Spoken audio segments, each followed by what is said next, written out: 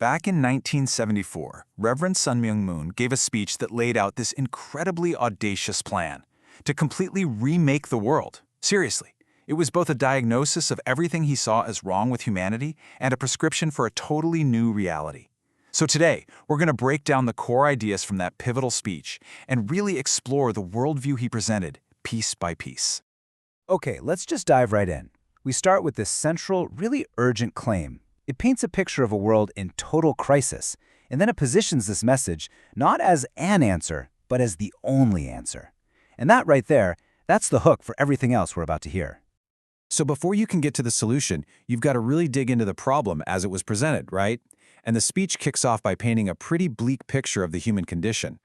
So the whole foundation of this worldview, it starts with this really intense diagnosis. Suffering isn't just something that happens. Nope, it is the fundamental state of humanity. According to the address, this pain isn't random. It's a direct symptom of a world that is groaning under Satan's control, and it affects everyone and everything.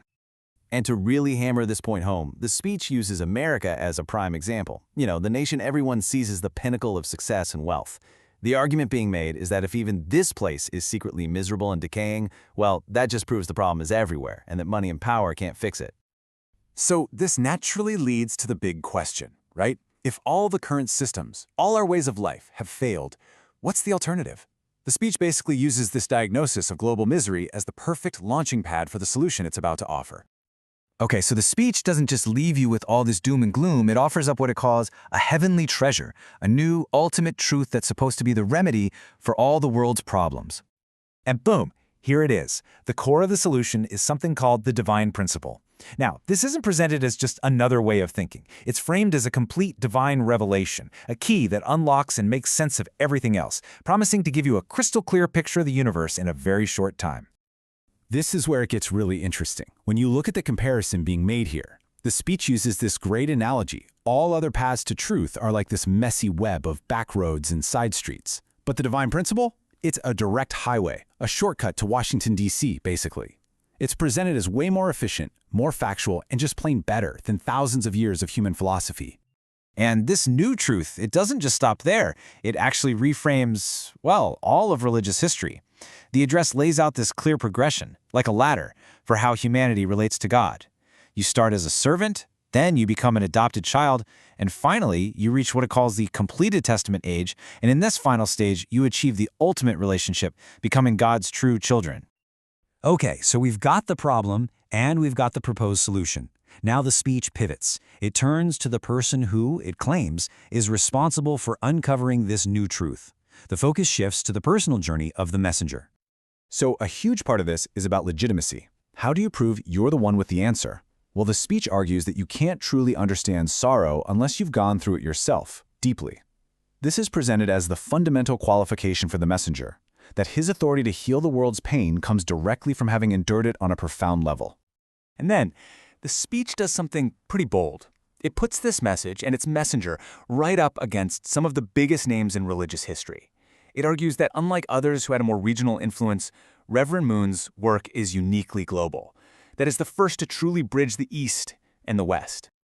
Now this next point is, wow, it's a really specific and powerful theological argument. The speech basically asserts that the highest standard of faith is absolute loyalty, with zero complaints, no matter how bad the suffering gets.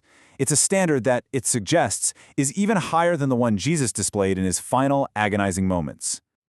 So, okay, let's say you're on board with this message. What do you actually do? Well, the speech lays out what it calls a gigantic task for its followers, with very, very specific expectations for their day-to-day lives.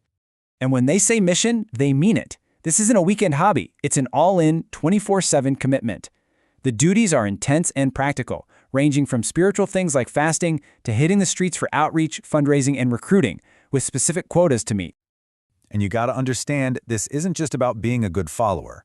The whole point is this massive personal transformation.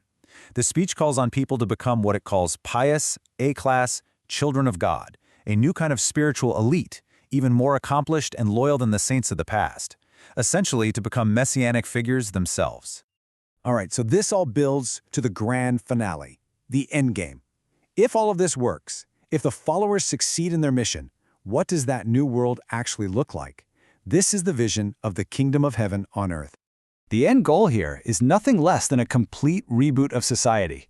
It's designed to solve that initial problem of sorrow by building a whole new world from the ground up. It starts with individuals being restored, who then form ideal families, and the ultimate promise is a world where sorrow and pain are literally eliminated. And check this out. This quote really shows you just how deep this redefinition of family goes. A spouse is no longer just a partner. In this view, they are a special ambassador from heaven, a divine representative. It takes one of the most basic human relationships and turns it into a sacred spiritual mission. And with that, the whole vision comes full circle. This 1974 speech laid out a complete system.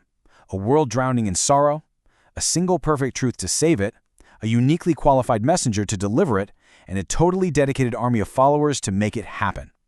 It leaves us with a huge question, doesn't it? What does it truly take to not just fix a broken world, but to try and build a perfect one from scratch?